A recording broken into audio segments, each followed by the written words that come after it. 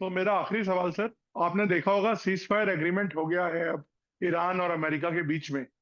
तो अब आपको क्या लगता है कि अब भारत की जो सप्लाई चेन और स्थिति बदलेगी? और as a Muslim scholar and as a Muslim leader, how do you look at Iran position now?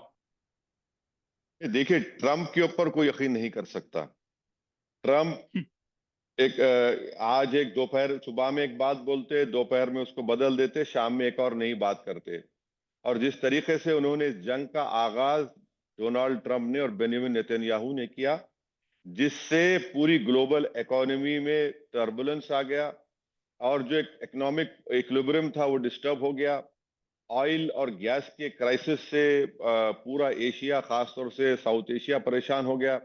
मुझे अफसोस इस बात का है कि देश के प्रधानमंत्री इसराइल जाकर इसराइल के नेसेट में खड़े होकर कहा था कि हम इसराइल के साथ हैं, तो प्रधानमंत्री ने पहले क्यों नहीं कह दिया नेतन्याहू को, जब उनके इतने करीबी दोस्त भी हैं, कि भाई बंद करो ये तमाशा, बंद करो ये सब, इससे तो पूरा पूरे पूरे इकोनॉमिक अर्थव्यवस्था जो है वो सबकी खराब हो रही है। तो सीज फायर हुआ है।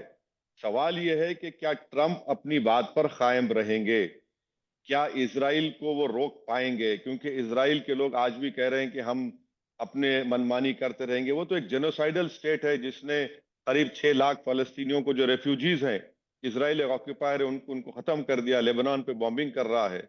तो ये हम तो उम्मीद कर रहे हैं कि पीस कायम हो जाए और लोग आराम से चैन से अपनी जिंदगी गुजार सकें। और आप एक बात याद रखिए कि भारत के बहुत बड़ी तादाद में हमारे नागरिक गल्फ में रहते हैं, चाहे वो दुबई हो, जी, सऊदी एक अरब हो। करोड़ से ज्यादा लोग हैं। अब बहुत ज्यादा, और बहुत ज्यादा फॉरेन एक्सचेंज वहां पर आता है। अगर वहां की इकोनॉमीज को कुछ होगा तो डायरेक्ट हमारी जो जो जो रेमिटेंस है उस पे हमको तकलीफ पहुंचेगी। तो ये बहुत अहम मसला है। और सवाल ये है ना कि सर, आप देखिए कि हमारे 3 सी फेरर मारे गए, प्रधानमंत्री एक लफ्ज नहीं बोलते कंडेमनेशन का। आखिर क्या डरते हैं भाई अमेरिका से? 3 मारे गए, लाखों हमारे सी फेरर समंदर पर, कश्तियों पर काम करते हैं और देश को फॉरेन एक्सचेंज भी जाते हैं, रोजगार करते हैं। अब लाश मंगाने से हम लोग परेशान हैं। तो इस तरह की फॉरेन पॉलिसी अमेरिका के वीजावी हम बिल्कुल ही खामोश रह जाएंगे। वो बोलेगा तेल ले लो, तेल ले लेंगे, मत लो, नहीं लेंगे। अच्छा, वो रूबियो का बयान देखिए, कोई उसमें अफसोस का हम्म। इजहार नहीं है कि भाई आप कैसा मिसाइल मारते हो उनके ऊपर।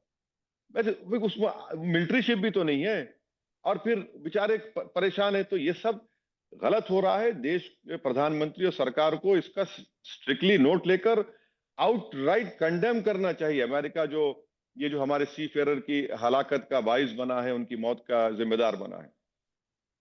थैंक यू वेसी साहब, thank you so much for talking to us. आपने थैंक यू सब सर। मुद्दों पर बात की। Thank you. Thank you sir.